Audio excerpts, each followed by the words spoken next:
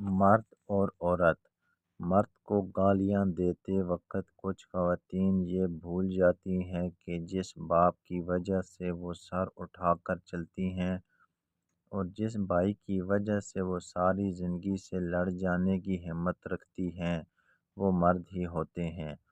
بات اگر شوہر کی ہو تو ہر بیوی کا شوہر ظالم نہیں ہے، اور بہت سی بیویاں ایسی ہیں جن کے شوہر اس دنیا اور معاشرے کے عظیم انسان ہیں، اور انہوں نے اپنی بیویوں کو ماتھے کا جھومر اور سر کا تاج بنا کر رکھا ہوا ہے۔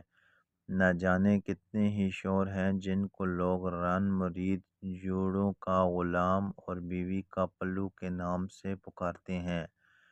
کتنی ہی خواتین اپنے شوہر، باپ یا بھائی کی سپورٹ کی وجہ سے تعلیم حاصل کر رہی ہیں اور جاب بھی کر رہی ہیں، دفاتر میں کام کرتی ہیں، یہاں تک کہ سیاست میں بھی موجود ہیں، اسمبلیوں میں بھی بیٹھی ہیں۔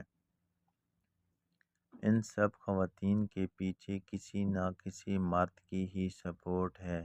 کتنے ہی بیٹے ہیں جن کو کہا جاتا ہے کہ ماں کی مرضی کے بنا تو چلتا تک نہیں، ہر بات مانتا ہے، ماں کے اشاروں پر چلتا ہے، ماں کے حکم پر دم ہلاتا ہے۔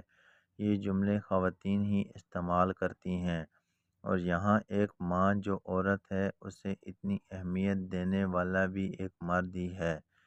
کتنے ہی بیٹے اپنی بیویوں کو لے کر الگ ہو گئے ہیں، یہاں بھی یہ بیٹے مرد ہی ہیں۔ تمام مردوں کو برا بھلا کہنے والی خواتین یہ سب آخر کیوں بھول جاتی ہیں؟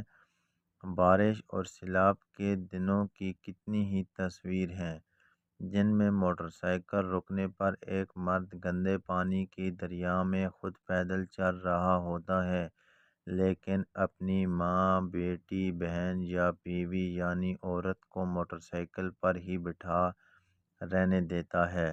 مطلب یہ وہ گوارا نہیں کرتا کہ عورت اس گندے پانی میں چلے، یا اس کے کپڑے گندے ہوں یا اسے ایسا چلتے دیکھ کر اس کی عزت نفس مجروح ہو سکے۔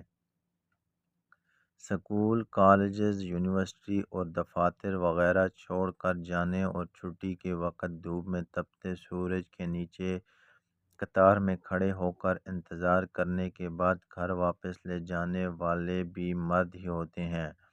تھوڑا نہیں، بہت زیادہ سوچیں۔